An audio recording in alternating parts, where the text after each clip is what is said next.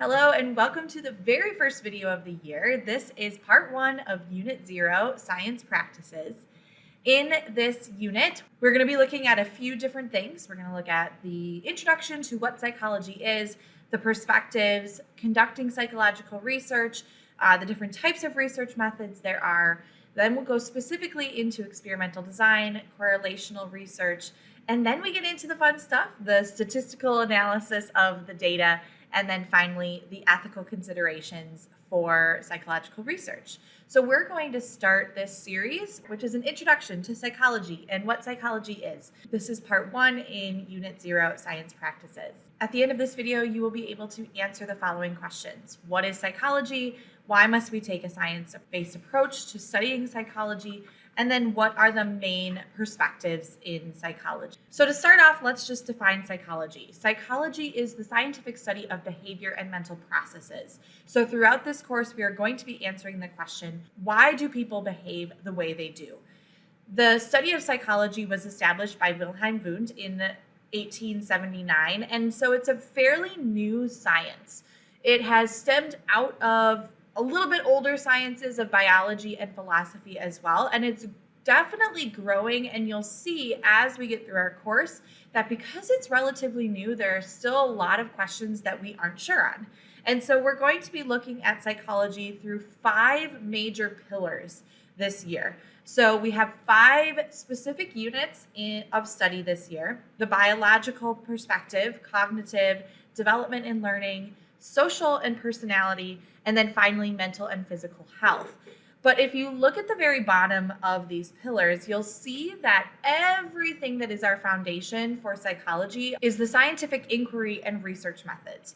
That's why we've added in Unit 0, the science practices. So we can have a very clear understanding from the get-go of what those scientific processes are that we're going to need to be able to study all of these different fields of psychology. So why is it important for us to take a scientific approach? Well, as humans, we often have assumptions, and it's important for us to fully test those assumptions rather than just relying on what we think might be happening.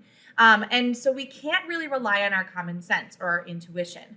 We must rely on skepticism and humility and curiosity in order to be aware of and open to the error that we have in our thinking. Critical thinking can help put these ideas that we have to the test.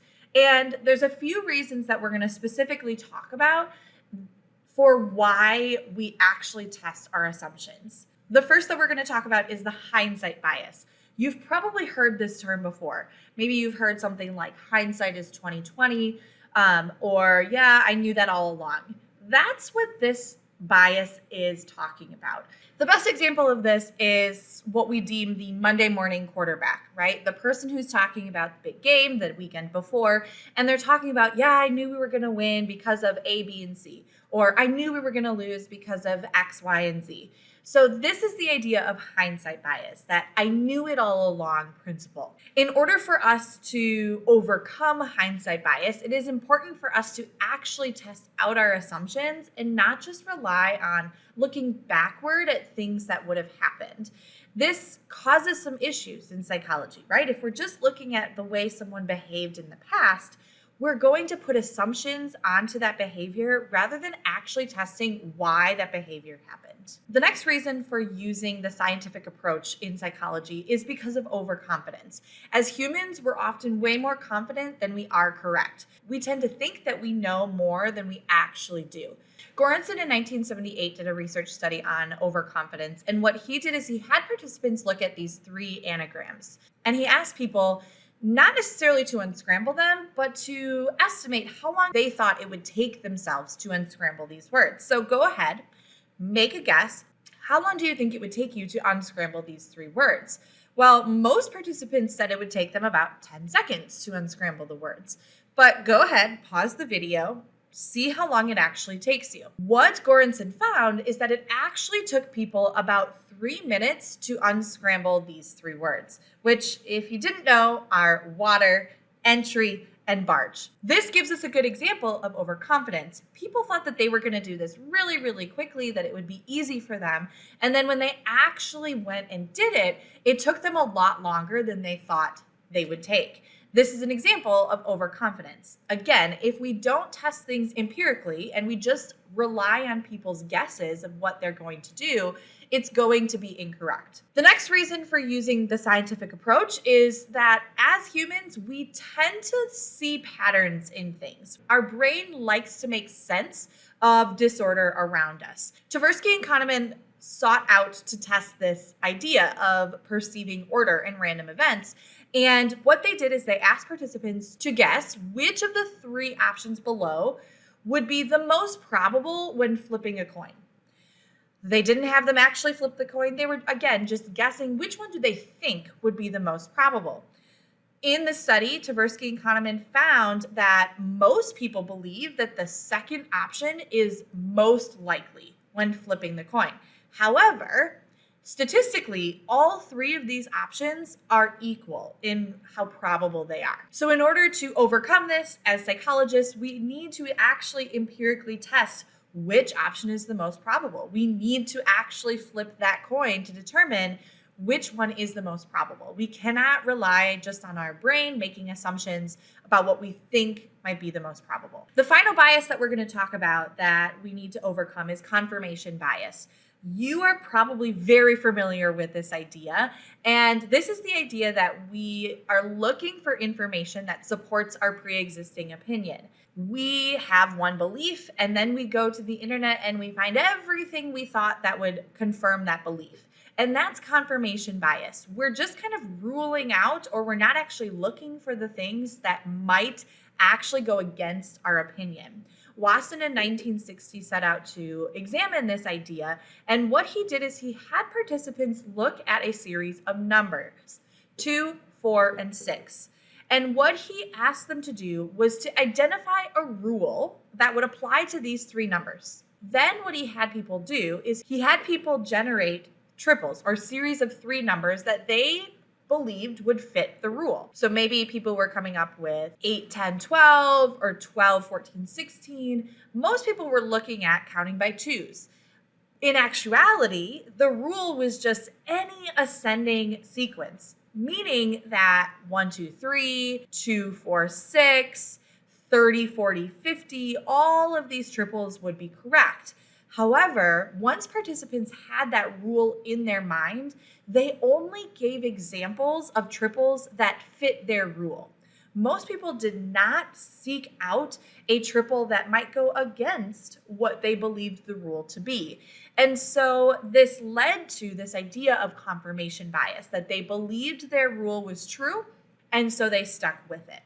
Again, in order for us truly to overcome confirmation bias, we need to set out a specific scientific inquiry into different things so that we don't just make assumptions. The next thing we're going to talk about in this video are the perspectives of psychology. So as we go throughout the year, you're going to hear this term perspective or approach all of the time. And this is a very simple concept that sometimes gets confused. Perspectives are a point of view. I like to think of them as like glasses that we're putting on. It's the lens that we're looking at behavior through. So different psychologists are going to focus on different perspectives. And this is the way that they are answering that question. Why do people behave the way they do? And whatever sunglasses or lenses that they have on at the time are going to help them answer that question. So let's take a look at the different perspectives. The first is the evolutionary perspective. And evolution uses the principles of evolutionary biology and Charles Darwin. This is the idea of natural selection, that we as a species are trying to survive. We are trying to keep our species strong, and therefore we are behaving in a way that will seek out the survival of our species. Some buzzwords you should know for the evolutionary perspective are Charles Darwin, natural selection, survival of the fittest, and then species. The next perspective is the biological perspective. And this is the idea that there are elements of our brain and our body that are connected to our behaviors and thought processes. This is things like the structures and functions of the parts of our brain. This is the DNA and the genes that we have that make up who we are. This is going to include things like our heart rate and our breathing, any physiological things that are happening in our body. The biological perspective is, how does our biology impact the way we behave? The next perspective is the psychodynamic perspective. This was influenced by Sigmund Freud, who we will talk about more in depth later on in the year. But the psychodynamic perspective really focuses on our unconscious mind, so our inner motivations and conflicts. These are the things that we don't necessarily have awareness that we're doing, but they're driving us to behave in a certain way. This might be things like our very intense emotions, like sex, hunger, and anger. But it also could be past trauma that is potentially influencing how we behave in the present. So when we're looking at the psychodynamic perspective, the buzzwords that we're thinking about are Freud, the unconscious, or innate desires. Next, we have the behavioral perspective, and this was developed by Watson. This is a very objective science. So this is looking at things that we can see or observe. So the buzzword here that you're looking for is observable behavior. This is really going to encompass the idea of learning and using rewards and punishments in order to influence someone's behavior. Again, this is all about we are behaving because of things that we can observe or because we can see things. Next is the humanistic perspective, and this was developed by Abraham Maslow and Carl Rogers. And this perspective is a little bit different than the things that we've talked about already. The biological and evolutionary perspective are kind of saying that like our behavior is fate, right? Like we don't really have control over what our behavior is. The humanistic perspective is really focusing on our own human capacity for healthy personal choice, potential, and growth. The idea here is that we see an inherent goodness in people and we have a free will to determine our future and our behavior.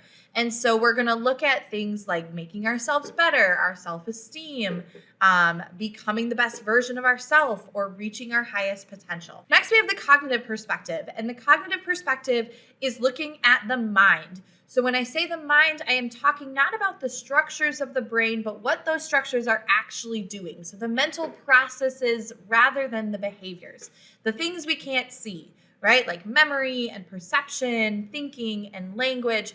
And the cognitive perspective is how are those things influencing the behaviors that we're doing? Some important people here are Piaget, Bandura, and Vygotsky. So again, the cognitive perspective is really the things that your brain is doing that we cannot see. So it's not the structures of the brain that we can map using an MRI.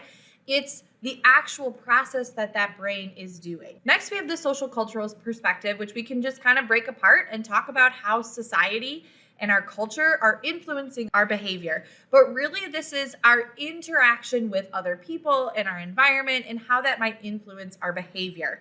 So if you ever see something talking about how other people are doing things and that influences me, or peer pressure, or the religion that you are in, all of those are going to focus under that social cultural perspective. Just to wrap up this section here, we've talked about different perspectives that psychologists might fall under. So we might have a cognitive psychologist who's going to be looking at our memory specifically and how our behavior is influenced by our memory. You might also have a biological psychologist who specifically looks at the structures of the brain. But in this class, what we are going to be focusing on is the biopsychosocial perspective. And to put it simply, this is the interaction of all of these perspectives together. This is the belief that there is not one thing that influences our behavior. And most psychologists are under the assumption that there isn't one particular factor that's going to influence the way we behave. It's going to be a combination of multiple factors, and all of those things lead us to our behavior. So while we are going to focus on the specific perspectives individually and look at what they talk about, as a whole in this class, we're going to really look at all of the different aspects of a person and how that might have influenced someone's behavior.